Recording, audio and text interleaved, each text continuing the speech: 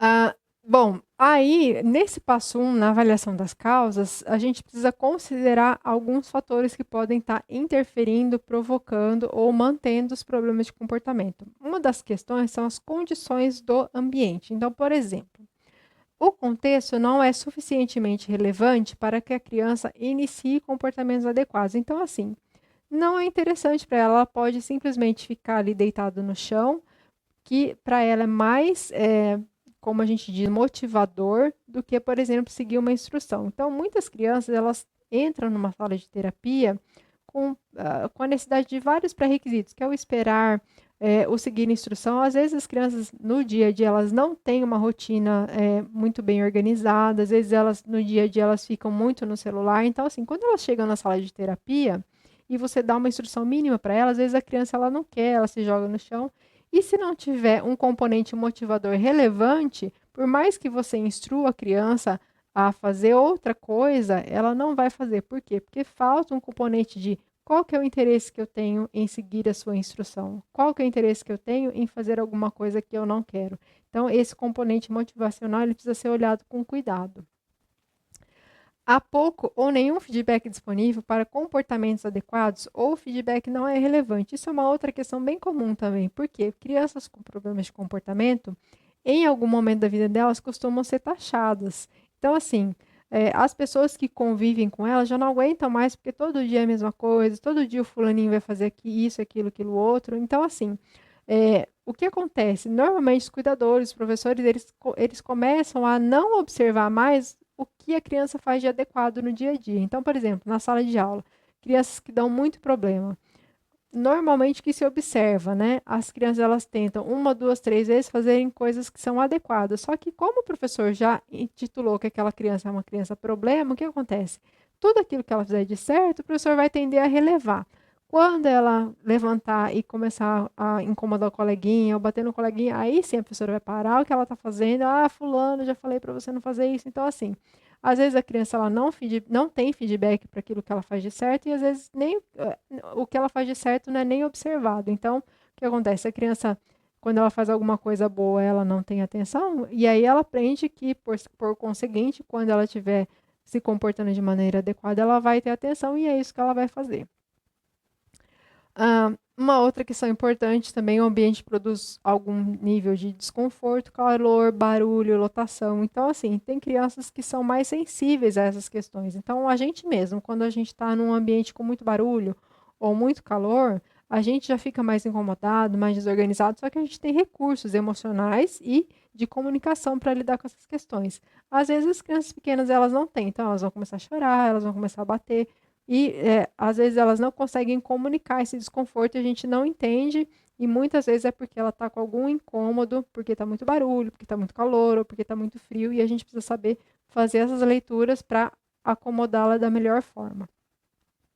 E existem pessoas no ambiente que tornam os problemas de comportamento mais prováveis. Isso é muito típico de crianças que recrutam a atenção social de maneira inapropriada dos adultos. Então, assim, na presença do vô, na presença da avó, ela sempre mais é, ela sempre desobedece mais, ou ela tende a fazer mais birra quando ouve um não, ou na presença de uma professora X e não na presença da professora Y, ela tende a ser mais opositora. Então, na presença de certas pessoas, às vezes os problemas de comportamento são mais prováveis. Então, é interessante você observar essas nuances também para saber como que você vai orientar a pessoa com as quais os problemas de comportamento se manifestam mais.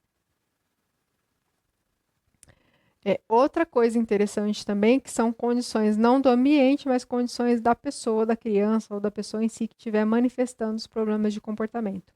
Então, como eu já falei para vocês, né, estado de saúde, febre, dor de cabeça, infecções, quando a gente não está bem, a gente fica diferente. E com a criança é a mesma coisa. Então, quando ela não está bem, muitas vezes ela não vai saber falar que ela não está bem e como ela vai manifestar isso? Em forma de problema de comportamento. Ela vai ficar mais chorosa, vai ficar mais irritada ou mais agressiva. Por quê? Por conta de uma condição orgânica que ela apresenta no momento. Uma outra questão também bastante importante é fome, sede, sono, cansaço, estados de privação no geral também. Então, assim, o próprio horário, né, em que a criança ela chega para o consultório às vezes interfere. Às vezes ela assim, ela não almoçou e foi direto para a clínica.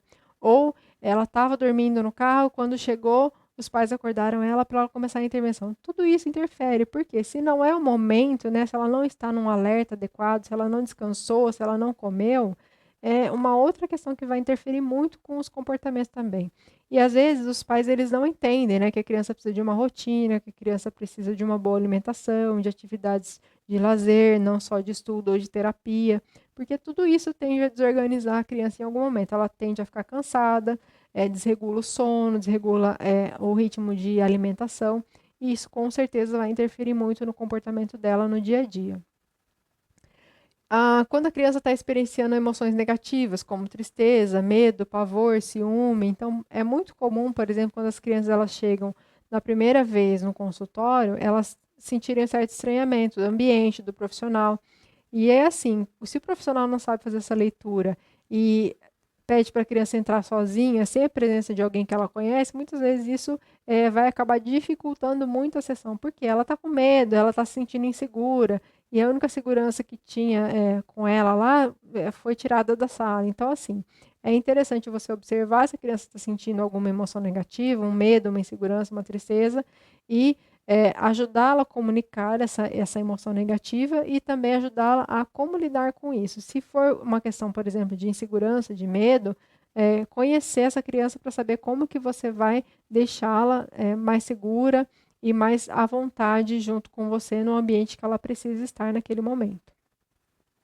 E estados de desregulação hormonal, que isso também é muito comum, mas assim, às vezes passa muito em branco também pelos profissionais. Então, distúrbios hormonais, ciclo menstrual em mulheres, isso é muito comum porque isso não tanto em crianças, né, mas quando eu falo na adolescência, no começo da idade adulta, o que acontece? Pessoas com desenvolvimento atípico tendem a ter certas comorbidades orgânicas. Então, as disfunções hormonais elas são mais prováveis, né? A questão do ciclo menstrual em mulheres pode trazer algum nível de problema. E aí isso precisa ser observado. E quando eu falo para vocês, né, da presença de outros profissionais, é importantíssimo, nesse caso, a parceria com os profissionais da medicina, conhecer, no caso das crianças, quem é o pediatra, quem cuida dessa criança, ou se é adolescente ou adulto, em quem ela vai. No caso do adolescente também é o pediatra, né? Mas no caso do adulto, se os exames eles estão sendo feitos de modo regular, se existe alguma condição de saúde importante de se comunicar. Muitas vezes as próprias famílias elas precisam ser orientadas nesse sentido. Então tem criança que tem alergia, por exemplo, tem criança que tem distúrbio do sono. E aí o profissional ele começa a perguntar, né? E a família nunca foi atrás. Olha, você já procurou um médico, um profissional para fazer essa avaliação? Ah, não, nunca procurei. Aí você orienta os pais nesse sentido, por quê? Porque os distúrbios de ordem orgânica, eles interferem muito em como a criança, como a pessoa se comporta no dia a dia. Então, se a criança precisa ser medicada, mas não está medicada naquele dia, é uma outra situação completamente diferente de um dia a dia normal em que a criança ela precisa ser medicada, ela está medicada e ela vai para a intervenção.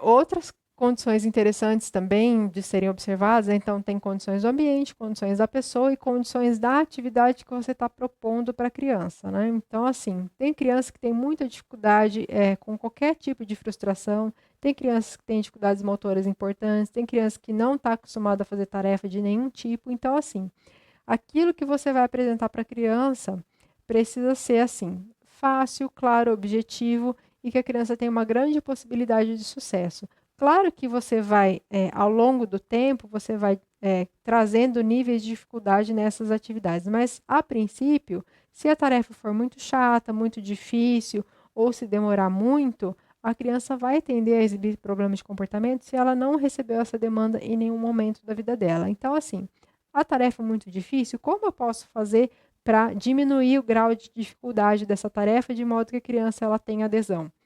Ou a criança ela tem um ritmo inapropriado de execução. Então, a criança que faz tudo muito rápido ou que demora muito, né, em 40 minutos ela não consegue escrever o nome dela completo, então um ritmo irregular para aquilo que demanda a tarefa.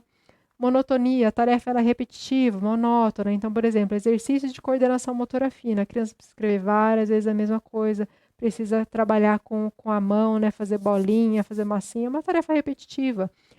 Muitas crianças elas têm dificuldade de fazer coisas que têm uma duração e que exigem uma certa persistência. E tudo isso é alvo de ensino em algum momento na sua intervenção. Falta de opções variadas, então assim, se a criança no dia a dia ela costuma fazer várias atividades, e aí num tempo de sessão de 40, 50 minutos, você propõe uma atividade só para essa criança, possivelmente ela vai apresentar problemas de comportamento. Por quê? Porque ela está acostumada com uma dinâmica diferente daquilo que você está propondo. E irrelevância percebida. Então, assim, aquilo que eu falei para vocês, olha, qual que é o sentido de eu estar fazendo isso? Qual que é o sentido de você estar me pedindo isso? Algumas crianças com um repertório verbal mais elaborado, elas falam, olha, mas eu não gosto disso, eu não quero fazer isso, não tem por que eu fazer isso. Até mesmo com tarefas escolares, né? Se você não coloca sentido naquilo, a criança, às vezes, ela se recusa a fazer. Por quê? É uma irrelevância que ela percebeu e aí ela se recusa a seguir a sua instrução naquela atividade. Aí tem também as condições associadas ao contexto, então quebra de rotina. Então, assim, para as crianças que estão acostumadas a ter uma rotina, quando você quebra essa rotina, isso pode ser um problema. Da mesma forma que quando você tenta introduzir alguma rotina numa criança que fica livre o dia todo. Então, assim, primeiro, essa criança não tem rotina, você vai precisar introduzir uma rotina na vida dela gradualmente. E as crianças que já estão acostumadas a seguir certas rotinas, você vai precisar acostumá-la que a rotina ela pode ser quebrada ao longo do dia. Por quê? Porque as transições elas são motivo de problema de comportamento para a maioria das crianças durante os processos de intervenção. Apresentar algo novo também pode ser um motivo de problema de comportamento, porque crianças com desenvolvimento atípico, elas têm uma dificuldade maior em serem flexíveis. Então, elas estão acostumadas a fazer as coisas sempre do mesmo jeito. Se você introduz algum elemento de novidade naquilo, às vezes isso assusta a criança. Então, assim, quando você vai apresentar algo novo para a criança, já prepara a criança para a novidade, porque daí você evita problemas de comportamento que podem acontecer nessa etapa. Excesso de demanda, que é uma coisa bem usual também. Então, um profissional que dá muitas instruções ao mesmo tempo, pede para a criança fazer várias coisas. Então, assim, toda vez que a gente está trabalhando com criança, estou falando no geral, né?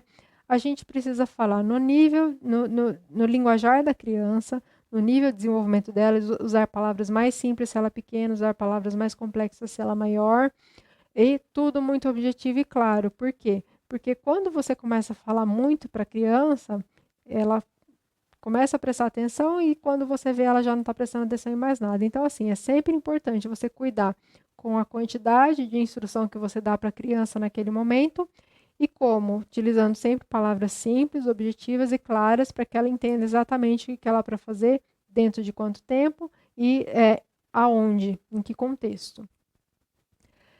Instruções longas, complexas, vagas, incompletas, tudo isso também interfere com a aprendizagem da criança, porque se ela não entende, está muito complexo, está muito longo, possivelmente ela não vai aderir ao que você está pedindo para ela. Por quê? Porque é uma dificuldade de compreensão ou uma dificuldade do profissional em saber como direcionar a criança para aquilo que ela precisa fazer naquele momento. Então, assim, sempre usar instruções que vão garantir que a criança tenha uma maior probabilidade de sucesso naquilo que você está propondo para ela.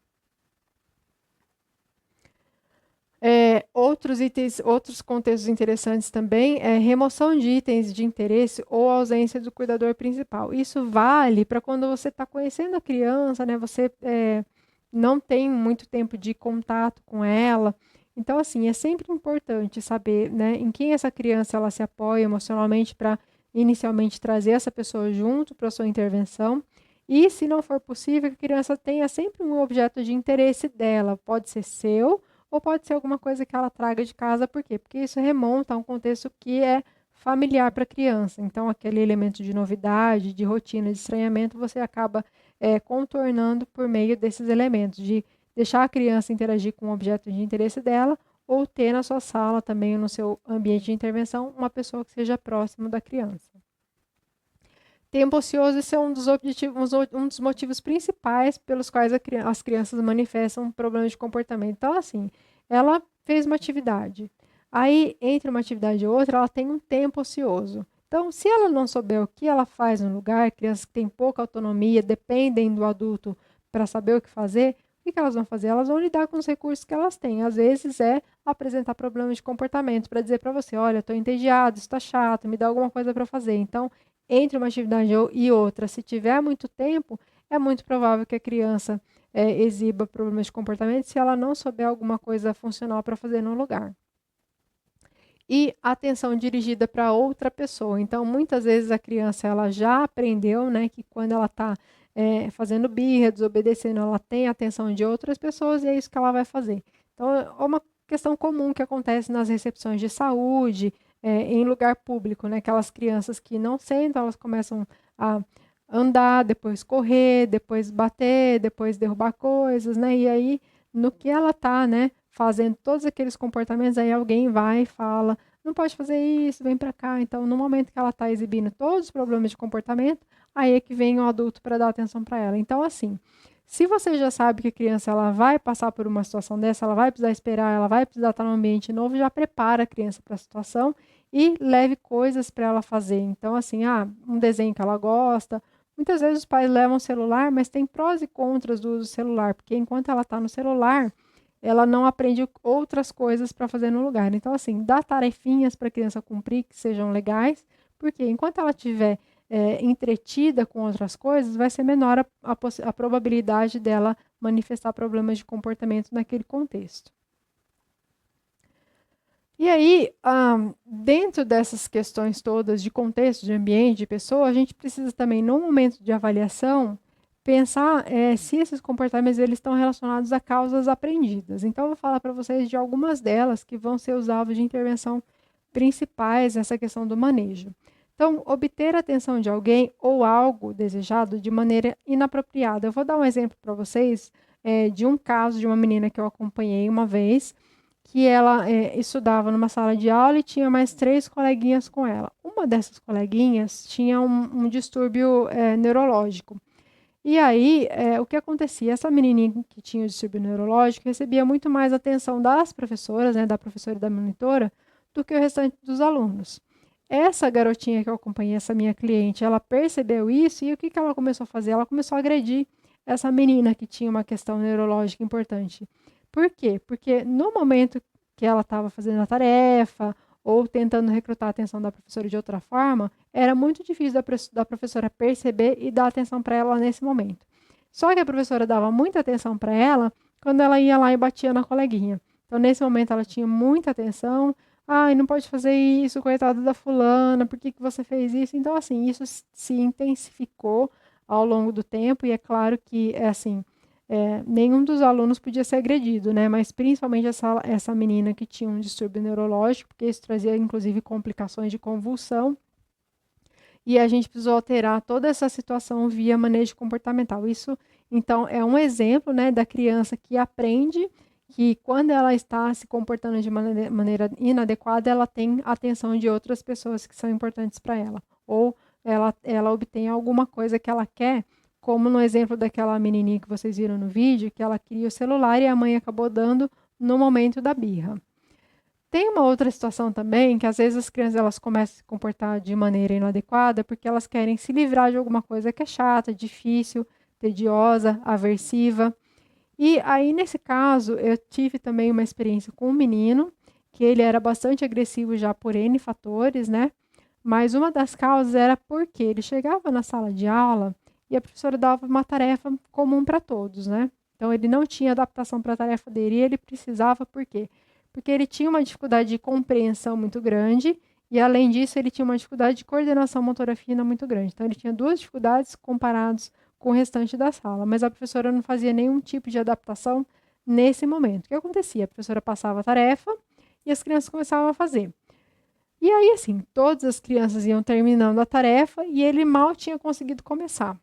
E aí, no que ele via que as outras crianças estavam conseguindo e ele não, e que ele provavelmente não ia terminar aquela tarefa, ele levantava da carteira e começava a bater nas outras crianças. E aí, claro que a professora tinha que parar tudo que ela estava fazendo, para dizer, fulano, não é para fazer isso, eu já te disse, mas a professora ela não parou em nenhum momento para saber por que ele estava fazendo aquilo. Então, assim, a gente precisou também fazer essa análise para aplicar uma intervenção mais consistente, mais efetiva para esse caso, porque a questão dele era se livrar de uma situação para ele que era difícil, que era não dar conta da tarefa da maneira como a professora propunha. Existem problemas de comportamento também que são ocasionados por déficits em linguagem. Um exemplo para vocês de uma mulher que eu atendi, essa mulher ela já tinha mais de 20 anos e ela tinha um quadro grave de transtornos do neurodesenvolvimento e ela não conseguia se comunicar oralmente com as pessoas.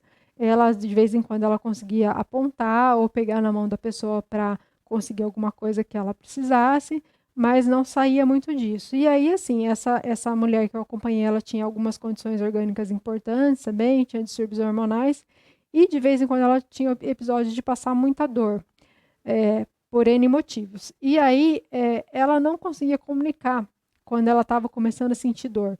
E aí, o que ela fazia? Ela normalmente procurava a cuidadora principal dela ou a professora, que era mais próxima dela, e começava a agredir, puxar o cabelo, arrastar, bater.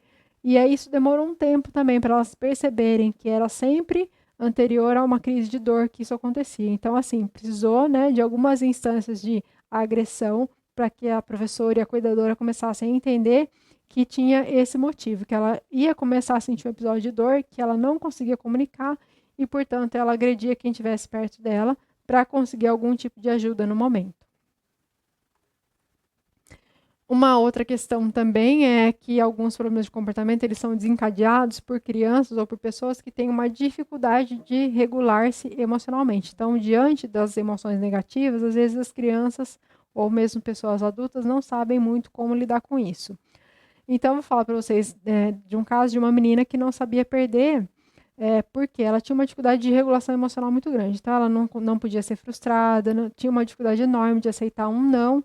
E aí, o que aconteceu? A família contornou de uma certa situação isso que, quando ela via que ela ia perder, todo mundo tinha que remanejar o jogo para que no final ela ganhasse. Então, assim, as regras todas do jogo tinham que ser mudadas para que ela evitasse de passar por essa emoção negativa que era a frustração, porque ela ia perder e, portanto, o outro ia ganhar.